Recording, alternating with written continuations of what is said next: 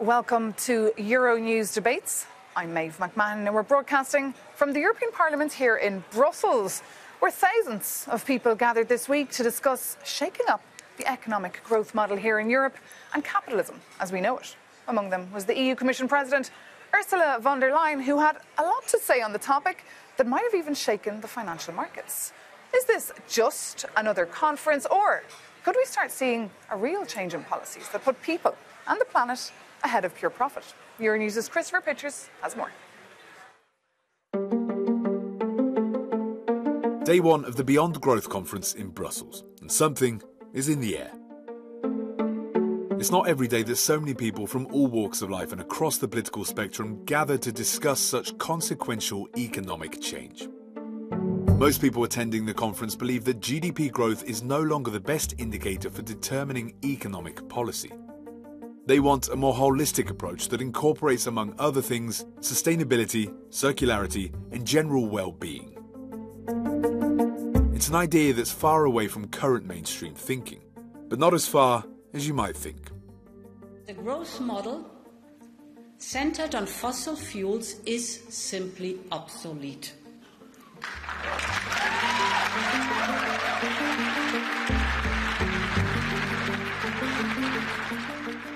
Many in the room would like her to have gone further, with critics saying her support for moving beyond just fossil fuel growth is too narrow.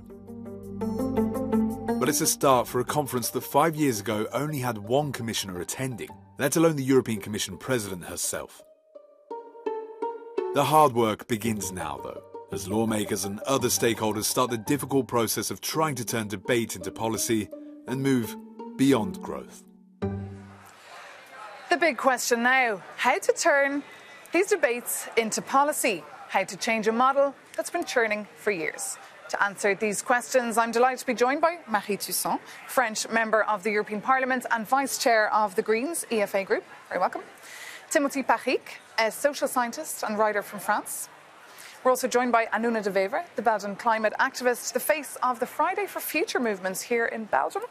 And we're also joined by Ludovic Voet, the Confederate Secretary of the European Trade Union Confederation. Great to see you all. Welcome to Euronews. Thanks for being with us here and bringing us all a little bit inside this conference. So my first question to you is, if economic growth is destroying the planet, why has it been driving the European Union for decades? Should we start with yourself? Yeah, well, that's a huge question and a good question, actually. What we notice now is that we're overcrossing 6 out of 9 planetary boundaries. So we speak a lot about climate change, but also about biodiversity, about toxic substances, or about water. And we really need to act. And what did feed this overcrossing of the planetary boundaries? Well, it's the race for profits, as you underlined in the beginning.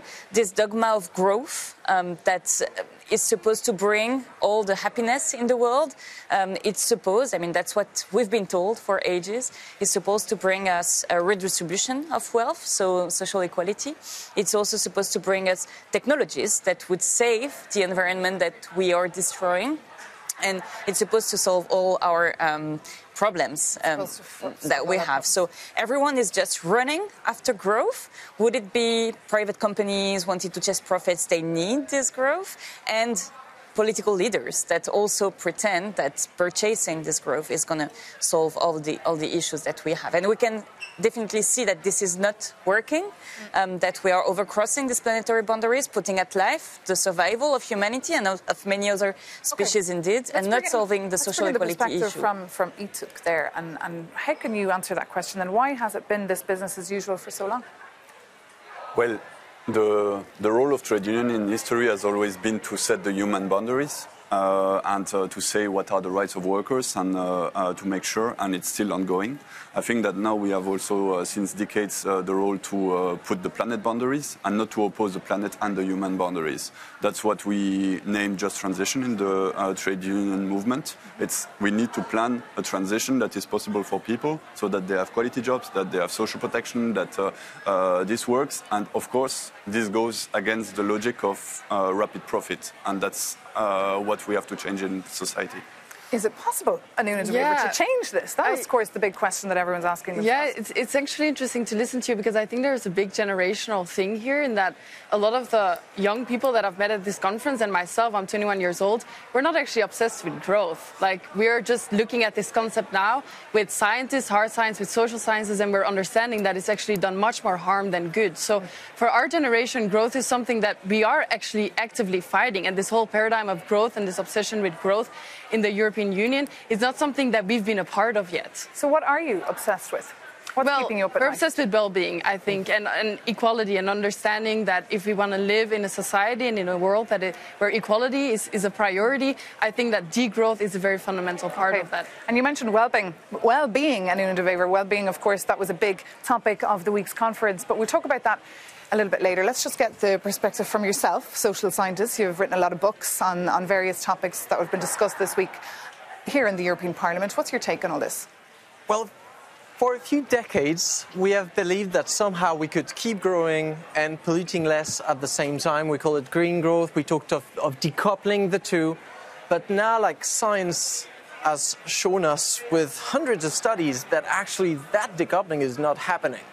So right now, we have this obsession with GDP, which is a 100-year-old indicator, which is a bit strange because it's completely decorrelated from well-being in high-income countries. But we're also facing the unsustainability of the pursuit of growth. So degrowth basically is a plan B of we've tried to green growth. That's not going to work. Now, I think that should be acknowledged as a fact as a result of the latest IPCC report. And so we do need to organize a democratically planned downscaling of production and consumption in high-income countries and organize it so that it can be done in a way that is both equitable and convivial. Okay. Do you think that this obsession with GDP is killing the climate, or killing the planet, excuse me, Ludwig?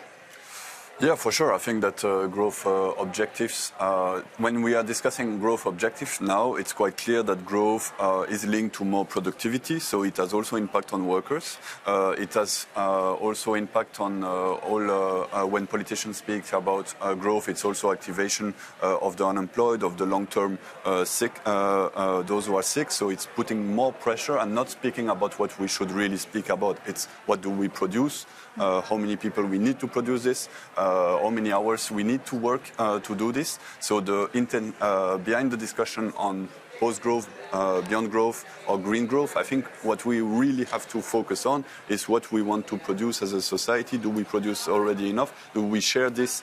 Is it equitable? And can we share this properly while giving people a hope that tomorrow we will still have quality jobs? So it should not be at the expense of quality jobs. Okay, shouldn't be at the expense of quality jobs. Marie Toussaint, do you think you can really have growth for good, or do you need to now start focusing on degrowth? Well, I think that focusing on growth is a mistake. Focusing on GDP is a mistake. And if we talk about degrowth, we absolutely need to have a material degrowth. We need to have a degrowth of emissions of greenhouse gases. We need to have a degrowth of consumption of a lot of materials, of production of toxic products such as PFAS or plastic that are polluting everything, destroying our health, polluting our soils, our water. So we need to go in that direction and really wonder, and that's what Ludovic Voet was saying. We need to wonder, what do we need, and how do we ensure that this is created, and the rest is okay, and we just managed to do something else with our lives, and this is working. But for this, we really need to change the focus, because the European Union now, with its policy on stability, budgetary stability, is pushing to destroy what is needed, like social infrastructures, like investments in green reorientation, green transition. And it's actually pushing also to liberalize and financialize everything so that we can ensure that still the level of the growth is growing. And this is really not the right direction. What would you say to that, Anuna? Well, I think that it is about a fundamental reprioritizing what we find important in society. And I think for a long time, especially when Fridays for Future globally came on the streets, a lot of people said we need to keep ideology away from hard science and politics. But the the reality is that there is a big ideology in the growth paradigm, which is neoliberalism, and that's what we need to rethink right now. And I think not only degrowth, but also decolonization is going to be fundamental to systemically and institutionally change that. Okay, well, you're all very much on the same side of the coin, so we wanted to also bring in a couple of other perspectives, as this was not just organised by one political group, this conference this week. In fact, there was 5 political groups on board, and one of those groups was the European People's Party. The Irish MEP Maria Walsh is part of that political party. Now, that political group would not be in agreement with a lot of the debates and ideas that were perhaps put on the table this week, but Maria Walsh, she slided off a little bit from her party line and spoke to our Christopher Pitchers for Euronews. Take a listen to what she had to say. A sustainable economy is one that's fair and balanced. A certain cohort of people cannot continue to take, while other people, and a majority of people in our European Union and worldwide, are being left on the poverty lines. So we need to find balance. Maria Walsh there, the Irish MEP, speaking to Christopher Pitchers a little bit earlier this week, stressing how you need to find a balance. Timothy, it's always about finding a balance, but how can you? It's about finding a balance. The problem here, if we compare ecological footprints, so all the natural resources we're using, and we compare this to biocapacity, which is the carrying capacity of your ecosystems, you see that high-income economies, all of them, are just out of proportion.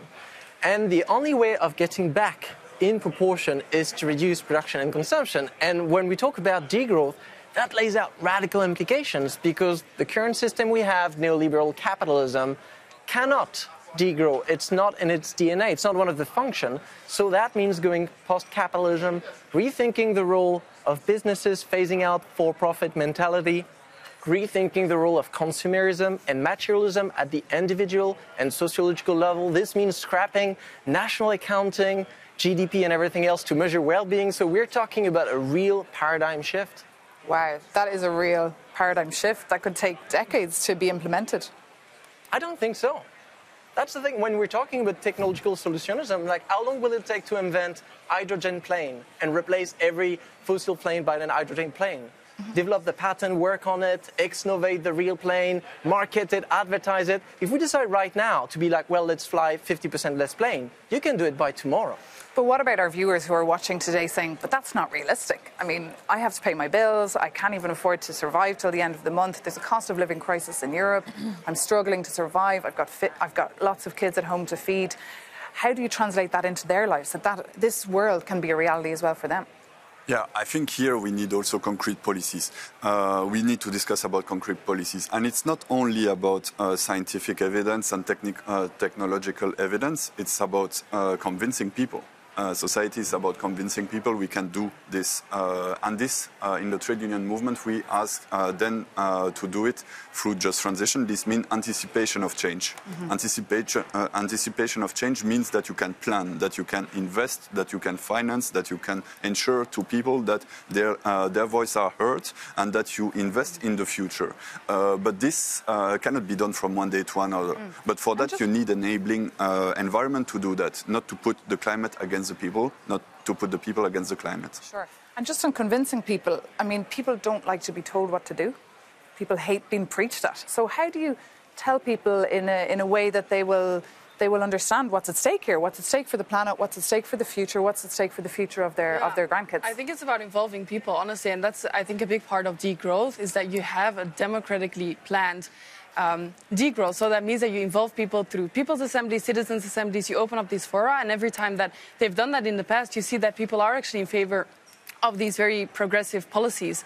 And I think that right now we're producing and consuming a lot of crap that people don't need. And as we've stated before, I think in this conference, is that the political landscape is somehow democratic, but the economic landscape is not. People cannot decide how things are produced and consumed and where we get those messages, what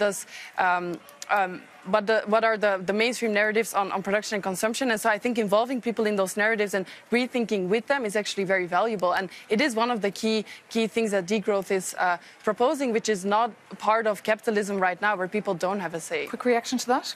Yeah, no, what I believe is that focalization on growth is also leading to give more money to those who already have money, and that people are very tired of that.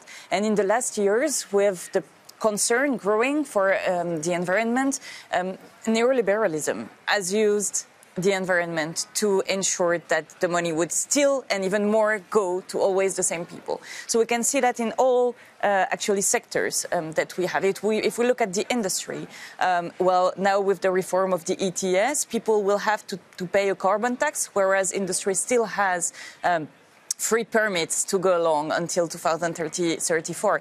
If we look at the fisheries, the quotas that were set in place in order to protect the fish, well, now they are profiting to the biggest boats, the ones who are destroying the resources, but also destroying the jobs of the local fishermen. And you can see that in all directions. So also, because when we want to protect and to come back to planetary boundaries, it's because of a question of justice. We want to ensure justice and equality all over the globe.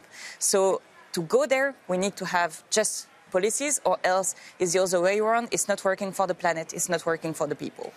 And just on not working for the people, one major concern we've seen over the past couple of years as well is the amount of burnouts people are suffering from at work.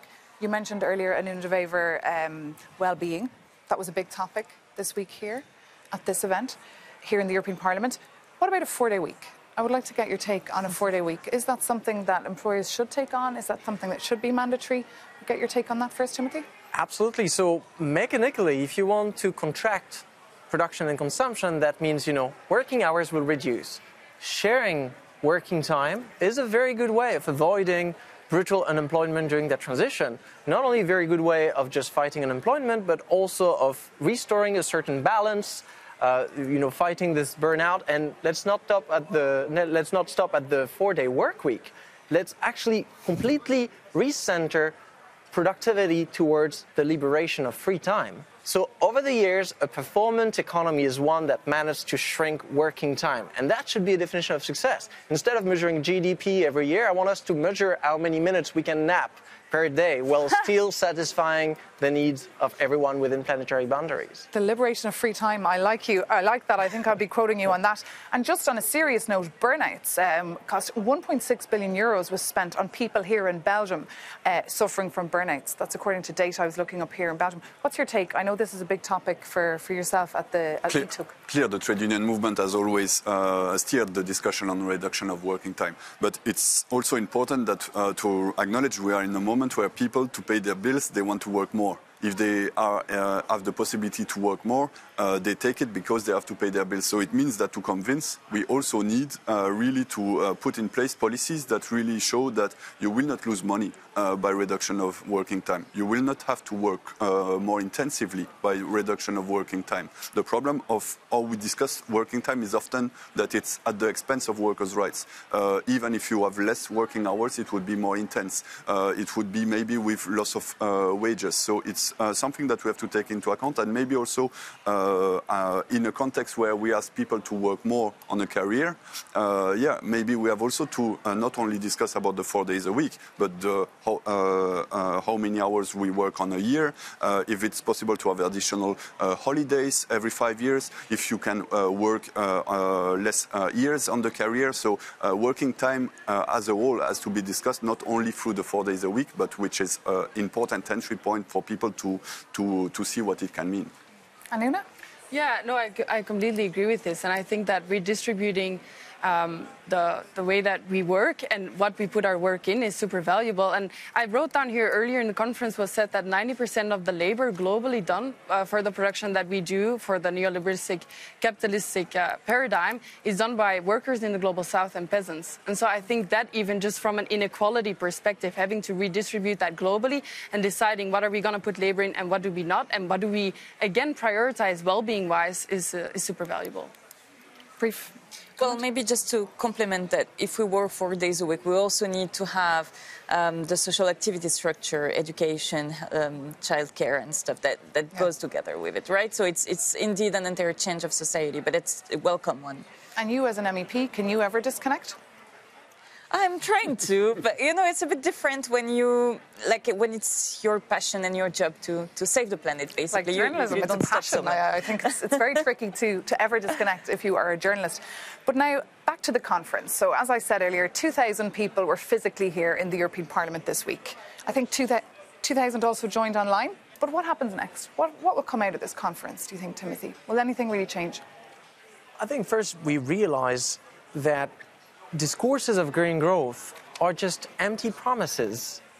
So we have to completely rethink the European Green Deal, the Sustainable Development Goals, the Paris Agreement, and just acknowledge the scientific work that has been done showing that green growth is not going to happen. So we cannot afford to base the survival of our species on magical thinking.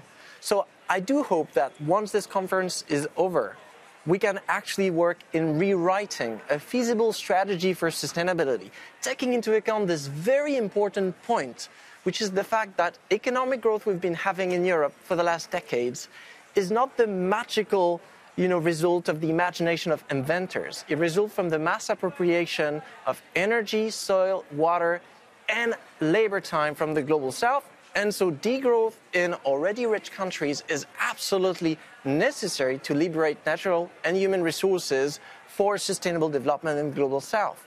Okay. Ludovic? Yeah, so what's next? For me, it's I'm going to Berlin by train. We have our Congress next week in Berlin as ETUC, and it will be also an important moment to discuss these issues. And we have a whole chapter discussing the economy, where we say the economy has to work for the people and the planet. So we have to find a way in order to have these massive investments in people and in quality jobs, while, of course, disinvesting in fossil fuel subsidies. And this will need a change, of course, in the European Green Deal, also taking into account the social consequence of the European Green Deal. So the climate objectives, it's fine, but the social consequence of the climate objectives, they are completely overlooked. So it's important that in 2024, we also steer the debate at national level, at European level during the elections towards a real just transition of the workforce that we can plan and that we can convince people of. Okay, same question to you, Anuna. And also, do you also agree that you don't think the European Green Deal is fit for purpose? No, absolutely not. No, because it is very growth-based. So I do think that there's going to be a lot that has to change there. And I think from an activist perspective, what we're going to be doing also from the streets is really try and build a movement of movements, because I feel like the climate movement needs to work with the workers' rights movement, needs to work with the decolonization movement, needs to work with the degrowth movement, because it is so all-encompassing, right? It is really a paradigm shift. So we need to build that movement of movements. We've been talking about it for so long, and it's really starting to happen. The fact that this conference is being organized right now, and there are so many young people here present, means that it is going to be a big future discussion. And I think in that there's one fundamental question that we need to ask ourselves is, who are we even growing this economy for? If it is a very elitist, a few amount of people that can accumulate all of the wealth right now, then that is not an economy worth growing for anyways. And perhaps maybe industry, the missing link as well here. They could perhaps come to the next Beyond Growth conference. Final word with yourself, our MEP around the table. Will you be bringing these ideas into your committee meetings? Will they be translated into policies? What will really come out of this meeting? Well, there will be an after, and as there was a before. And this is a changing moment. First of all, we are opening the European Parliament. Largely, it has never been opened like that before, and we are opening the door to citizens to discuss about Beyond Growth. So as itself, it's a historical event. And then, indeed, we managed to organize this conference with MEPs from different political groups, with different stakeholders that are coming here. And this will be taken up in the next discussions within the European Parliament. I don't have so much hope that it changes the political landscape right now, and we see the right wing and the liberals going against nature policies and social policies that we are trying to set in place. But for the next terms, definitely it's going to change the discourse, the way we see and we deal with these very fundamental issues. So I really think there will be a before and an after. Okay, very good. And just a final word with yourself, Timothy. Were you impressed with what the European Commission President Ursula von der Leyen said when she was at this event earlier this week? She did speak a little bit outside the box. I was not impressed at all. I was actually very surprised. The European Green Deal was 2019. The situation has changed. The situation of ecosystem has changed, and now we're not on the course to get the Fit for 55. This is what science tells us. This is what the last IPCC tells us. So I would have expected a bit more critical reflection of what has been done until now, and admitting like, okay, guys, what we've done has not been enough. We want to do something new, and we're here to determine what that thing is, rather than just microwaving, all recipes that haven't worked. OK, on that note, we're going to have to leave it there. Timothy Bree, thank you so much for being with us. And Marie Toussaint, French MEP, thank you so much too. Thank you to Anuna de Wever for being with us as well. And of course to Ludwig Woot. And thank you so much for watching. We'll see you soon here on Euronews and of course Euronews.com.